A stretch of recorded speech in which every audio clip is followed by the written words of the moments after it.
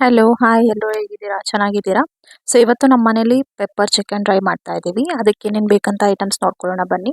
ಮೊದಲಿಗೆ ಕರಿಬೇವು, ಹಸಿಮೆಣಸಿನಕಾಯಿ ಎರಡು ಈರುಳ್ಳಿ ಕಟ್ ಮಾಡಿ ಇಟ್ಕೊಂಡಿದ್ದೀವಿ. ಅದಕ್ಕೆ ಜೀರಿಗೆ powder 2 spoon, pepper powder, ginger garlic paste, ಒಂದು ಬೆಳ್ಳುಳ್ಳಿನ ಕೂಡ ಜಜ್ಜಿಟ್ಕೊಳ್ಳಿ. ನಾವಿಲ್ಲಿ ಕ್ಲಿಪ್ ಮಿಸ್ ಆಗಿದೆ. ಸೊ ಈಗ ನಾವು ಹೇಗೆ ಮಾಡೋದು ಅಂತ ನೋಡ್ಕೊಳ್ಳೋಣ ಬನ್ನಿ. ಮೊದಲಿಗೆ ಪ್ಯಾನ್ಗೆ ಒಂದು 2 ಸ್ಪೂನ್ ಎಣ್ಣೆ ಹಾಕ್ಕೊಂಡು 2 ಈರುಳ್ಳಿ ಕಟ್ ಮಾಡಿ ಇಟ್ಕೊಂಡಿರೋದನ್ನ ಹಾಕ್ಕೊಂಡು ಚೆನ್ನಾಗಿ ಫ್ರೈ ಮಾಡ್ಕೊತಾ ಇದ್ದೀವಿ.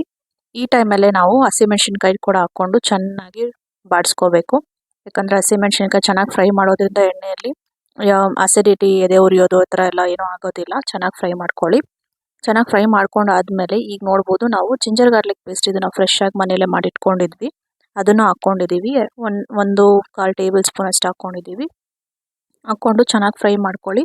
ಈಗ ನಾವು ಮಾಡ್ಕೊತಿರೋ ಕ್ವಾಂಟಿಟಿ ಏನಪ್ಪ ಅಂದರೆ 1/2 kg ಚಿಕನ್ ತೊಗೊಂಡಿದ್ದೀವಿ. ಅದನ್ನು ಚೆನ್ನಾಗಿ ತೊಳೆದು ಚಿಕ್ಕದಾಗಿ ಕಟ್ ಮಾಡಿ ಇಟ್ಕೊಂಡಿದ್ವಿ. ಅದನ್ನು ನೋಡ್ತಾ ಇರ್ಬೋದು. ನಾವು ಇವಾಗ ಬಾಣಲೆಗೆ ಹಾಕ್ಕೊತಾ ಇದ್ದೀವಿ. ಸೊ ಚಿಕ್ಕದಾಗಿ ಕಟ್ ಮಾಡ್ಕೊಳ್ಳಿ, ಅದರಿಂದ ಮಸಾಲ ಚೆನ್ನಾಗಿ ಹಿಡಿಯುತ್ತೆ ಆ್ಯಂಡ್ ಬೇಗ ಕುಕ್ ಕೂಡ ಆಗುತ್ತೆ ಅಷ್ಟೇ. ಸೊ ಇವಾಗ ನಾವು ಇದಕ್ಕೆ ಅರಿಶಿನ, ಉಪ್ಪು ಎಷ್ಟು ಬೇಕೋ ಅಷ್ಟು ನೋಡ್ಕೊಂಡು ಹಾಕ್ಕೊಳ್ಳಿ. ಹಾಕ್ಕೊಂಡು ಈಗ ಚೆನ್ನಾಗಿ ಫ್ರೈ ಮಾಡಿಕೊಂಡು ಒಂದು 2 ನಿಮಿಷ ಅಷ್ಟು ಫ್ರೈ ಮಾಡಿಕೊಂಡು ಈಗ ಅದಕ್ಕೆ ಎಷ್ಟು ಬೇಕೋ ಅಷ್ಟು ನೋಡಿಕೊಂಡು ನೀರು ಬೆರೆಸ್ಕೋಬೇಕು. ನೀರು ಬೆರೆಸ್ಕೊಳ್ಳಿ. ಅದಾದಮೇಲೆ ಅದು ನೀರು ಚೆನ್ನಾಗಿ ಇಂಗಬೇಕು, ಅಂದರೆ ಚೆನ್ನಾಗಿ ಚಿಕನ್ನು ಬೇಯಬೇಕು.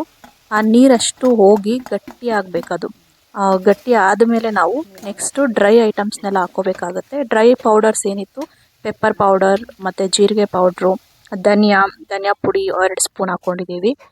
ಮತ್ತು ಬೆಳ್ಳುಳ್ಳಿ ಜಜ್ಜಿಟ್ಕೊಂಡಿದ್ವಲ್ಲ ಅದನ್ನು ಹಾಕ್ಕೊಂಡು ಈಗ ಚೆನ್ನಾಗಿ ಫ್ರೈ ಆಗಕ್ಕೆ ಬಿಟ್ಟಿದ್ದೀವಿ.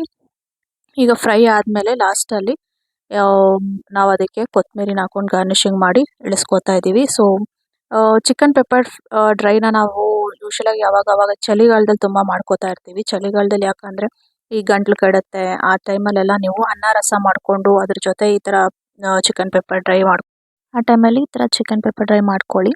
ಸೊ ಇದಾಗಿತ್ತು ಇವತ್ತು ನಮ್ಮ ಮನೆ ರೆಸಿಪಿ. ನಮ್ಮ ಮನೇಲಿ ಚಿಕನ್ ಮುದ್ದೆ ಮತ್ತು ಚಿಕನ್ ಸಾರು, chicken pepper dry, rice, salad ಮಾಡ್ಕೊಂಡಿದ್ವಿ. ಸೊ ನಿಮ್ಗೆ ಇಷ್ಟ ಆಯಿತು ಅಂತ ಅನ್ಕೋತಾ ಇದ್ದೀವಿ.